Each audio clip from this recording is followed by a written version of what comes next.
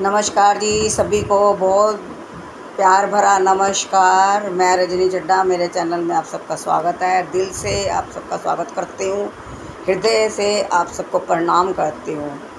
तो चलिए, आज वार तो सारे ही प्यारे होते हैं, लेकिन आज जो है सत्यनारायण भगवान का वार है। तो बहुत प्यार से भजन गाकर उनको मनाते हैं, रिझाते हैं। तो चलिए, आप भी मेरे संग हो लीजिए, मस्ती पियो मस्ती। अरे 4 दिन की ज़िंदगी, 4 भी नहीं, एक पल की ज़िंदगी है। 4 दिन तो कहावत बनी रह गई। ये एक पल का खेल है। एक सांस अंदर आई है, बाहर आएगी नहीं आएगी, बाहर वाली अंदर जाएगी नहीं जाएगी। किस बात का अभिमान इंसान अपने यहाँ सिर पे लेके चल रहा है। तो हर कोई चाहता है मैं जीऊँ जीऊँ जीऊँ, बाकी जो कर्म करके हैं, जितने कर्मों का हिसाब हो जाएगा तो उस दिन आंखें मूंद जाएंगी, वो श्वास हमारे ख़त्म हो जाएंगे, है ना। तो क्योंकि ये शरीर तो नाशवान है, जो असली ब्रह्म है वो परमेश्वर है, और जिसको हमें याद करते रहना चाहिए। चलिए याद करते हैं फिर प्यार से। फिर से आप लोगों को प्यार भरा प्रणाम दिल से।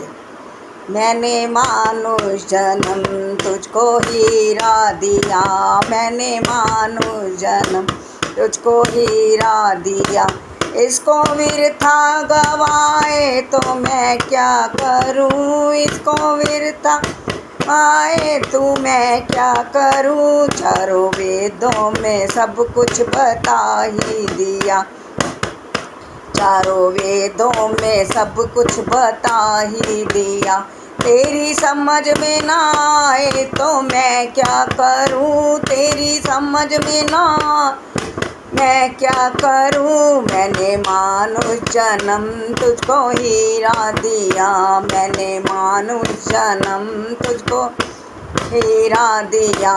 इसको वृथा गवाए तो मैं क्या करूं, इसको वृथा गवा मैं क्या करूं। मैंने मानुष जन्म तुझको हीरा दिया।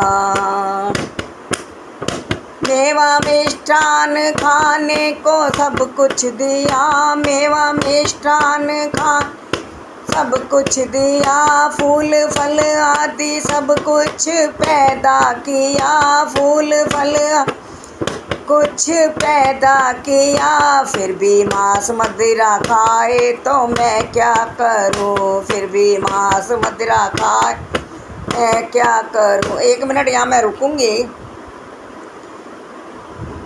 कभी हमने सोचा है कि हमें उस प्रभु प्यारे का धन्यवाद करना चाहिए जिसने हमें मानुष जीवन दिया। सबसे पहले तो उसके लिए धन्यवाद मैं भी करती हूँ, आप सब भी करें, हृदय से धन्यवाद करें और रोज़ करें। और जिस समय दिल करे सुबह उठते करें, धरती माँ को प्रणाम करें, पैर छुएं। और खाने को भगवान ने देखो किस तरह से, एक वो भुट्टा होता है ना, छल्ली बोलते हैं जिसको हम लोग, अब ज़्यादा लोग भुट्टा बोलते हैं। देखो किस तरह से उसकी कारीगरी है, उसमें छोटे छोटे से मोती की तरह दाने भर दिए हैं, और खाने में इतना स्वादिष्ट। और जैसे ये वाला मौसम आए और पता लग जाए कि भुट्टे वाला कहीं आसपास में बैठा है, तो वो भुट्टा, ये बात मैं इसलिए बीच में रोक के करी है भजन के, कि कभी सोचा है उसके बारे में कि उसने क्या क्या कैसे कैसे फूल खिलाए हैं, इतने इतने सुंदर भंवरे। उसकी सुंदरता जो है ना, व्याख्यान करें और उसका आनंद लेना चाहिए। जैसे आज का मौसम देख लीजिए, बरसात, कितना सूखा था। वैसे बैठे बैठे हर कोई कह रहा था ओहो ये गर्मी बड़ी, बाहर निकलने को दिल नहीं करता, ओहो ये गर्मी बड़ी, बाहर निकल। अरे भाई, ये तो ऋतुएं हैं, है ना, आएंगी जाएंगी।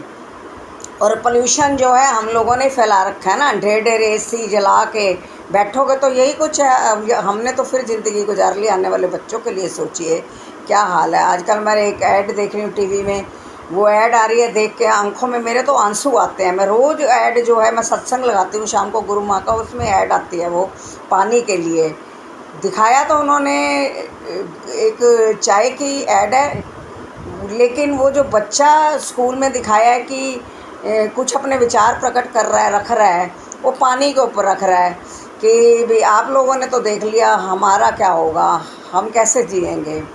तो ये बड़े दुख की बात लगती है, ये खुशी की बात नहीं है कि हम अपनी प्रकृति को खुद नष्ट करते हैं, पेड़ काटते जा रहे हैं, मकान बनाते जा रहे हैं, सिर्फ पैसा पैसा। मकान क्यों बन रहे हैं? क्योंकि एक से तसल्ली नहीं है, 4 बना लो, 4 का किराया खाएंगे। आगे बच्चों का क्यों चिंता बच्चों की करनी है ना, बच्चों के यदि लायक बच्चे निकलेंगे वो अपने खुद बना लेंगे, समझ गए ना। ये सत्संग की बातें, ये चोचली पोचली बातें नहीं है ना, मैं करती हूँ इस तरह की बातें। मेरे को घरेलू बातें इधर की उधर करना, मुझे तो वो सही में मैं बोलना नहीं चाहिए। मुझे वो औरतें भी पसंद नहीं आती हैं जो इधर की उधर बस यही कपड़े देखा क्या पहन रहे हैं, कहाँ जा रहे हो आ रहे हो, ये क्या है यार। कोई अच्छी बातें कर लो, कोई सत्संग की बातें कर लो, भगवान का थैंक्स कर लो। तो मैंने इसलिए रुक के बीच में बोला, जैसे एक छोटी इलायची है, देखो उसमें दाने, अरे क्या स्वाद बनाती है वो हलवे का और चाय का, हैं।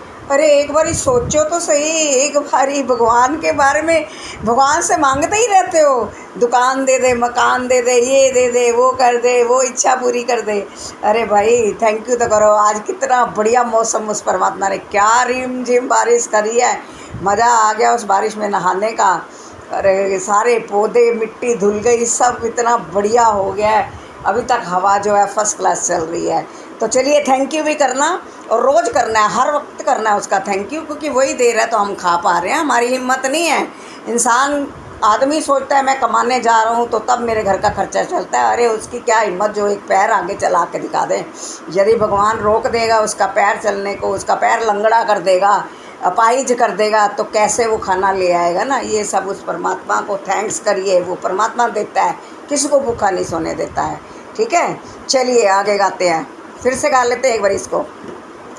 मेवा मिष्ठान खाने को सब कुछ दिया, फूल फल आदि सब कुछ पैदा किया, फिर भी मांस मदिरा खाए तो मैं क्या करूं, फिर भी मांस मदिरा तो मैं क्या करूं। मैंने मानुष जन्म तुझको ही, ये मैंने, भगवान जी कह रहे हैं कि मैंने तो जो मानो जन्म दे के भेजा है, बाकी तो उस समय को गवाई जा रहा है, तो उसमें मैं कुछ नहीं कर सकता। वो तेरे फिर कर्म बन रहे हैं, उन कर्मों का भुगतान भी तू नहीं करना है। दीन दुखियों के दिल को सताने लगा, दीन दुखियों के दिल को सताने लग, रात दिन मन को पापों में लाने लगा, रात दिन मन को पापों में लाने लग। आज आंसू बहाए तो मैं क्या करूं, आज आंसू बहा क्या करूं।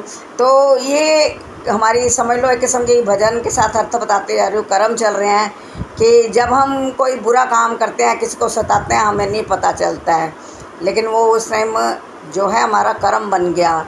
रात दिन हम पाप करते रहते हैं। पाप उसको बोलते हैं जो आपने अनजाने में करा, वो पाप नहीं गिना जाता। जो जानबूझ के आपको पता है कि आप ये गलत काम कर रहे हैं, रिश्वत खा रहे हैं, चोरी करने जा रहे हैं, वो पाप होता है। तो उसके बाद यदि आप आंसू बहाओगे तो भगवान भी कुछ नहीं कर सकेंगे, उनका कोई दोष नहीं होएगा। दीन दुखियों के दिल को सताने लगा, रात दिन मन को पापों में लाने लगा, आज आंसू बहाए तो मैं क्या करूं, आज आंसू बहाए तो मैं क्या करूं। कोसता दोष देता सदा ही मुझे,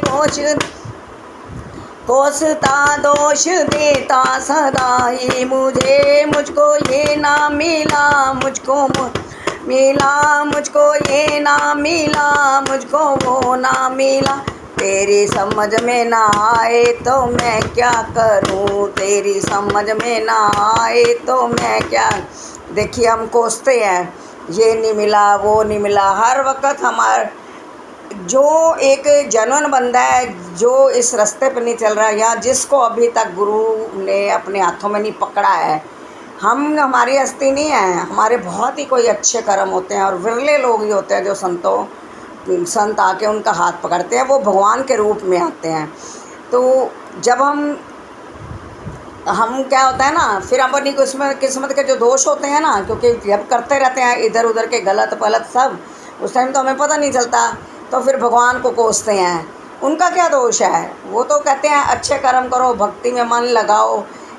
यदि आपको परिवार मिला है, संसार मिला है, तो वो भी आपको गृहस्थ आश्रम जो है वो अपना ढंग से निभाना है ना।